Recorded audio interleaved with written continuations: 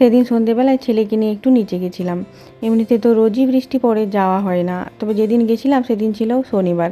আমার হাজব্যান্ডেরও অফিস ছুটি ছিল আর বৃষ্টিও হয়নি, তাই ভাবলাম ওকে একটু নিচে নিয়ে যাই।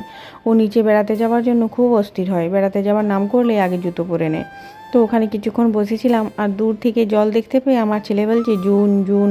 ও আসলে জলকে জুন বলে। তাই ওকে একটু পুলের কাছেও নিয়ে এলাম।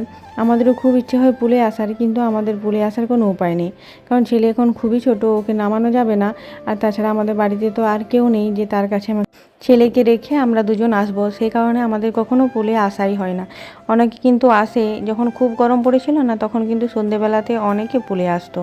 তো আমি তো পুলে নামতে না পারলেও একটু পাটা ভিজিয়ে নিলাম আর কি। আর আমার ছেলেও খুব পা ডোবানোর জন্য অস্থির হচ্ছে, তাই ভাবলাম ওরও একটু পা ডুবিয়ে দিই জলে, ওরও খুব ভালো লাগবে। জলটার রঙটা কি সুন্দর দেখেছেন, দেখেই মনে হয় একটু ঝাঁপ দিয়ে দিই। এমনিতে তো আমরা কতদিন হয়ে গেল পুকুরে বা পুলে চান করাই আমাদের হয় না। তো ছেলের পাগুলো একটু ডুবিয়ে দিলাম, ও কিন্তু এখান থেকে আর যেতে চাইবে না, সেই কারণে আমি নিয়ে আসি না। তো খুব জোর জবরদস্তি করে ওকে নিয়ে যাচ্ছি। আর বাইরে কিন্তু এখন প্রচণ্ড মশাও হয়েছে, তো সেই কারণে আর বেশিক্ষণ থাকবো না, বাড়ি চলে যাচ্ছি। আর বাড়িতে গিয়ে রাতের খাবার দাবারও বানানোর আছে, একটু তাড়াতাড়ি এলে কিন্তু আরও বেশিক্ষণ থাকা যেত।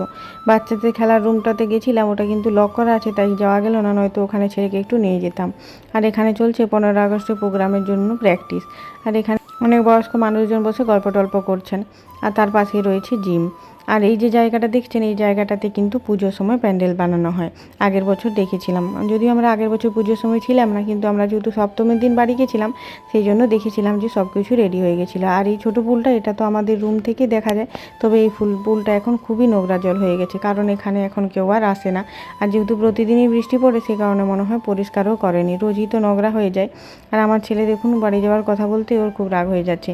আমার হাজব্যান্ড পকেটে করে বাইকের চাবি নিয়ে এসেছিলো, তাই ভাবলাম চলো একটু বাইরে বেরিয়ে আসি।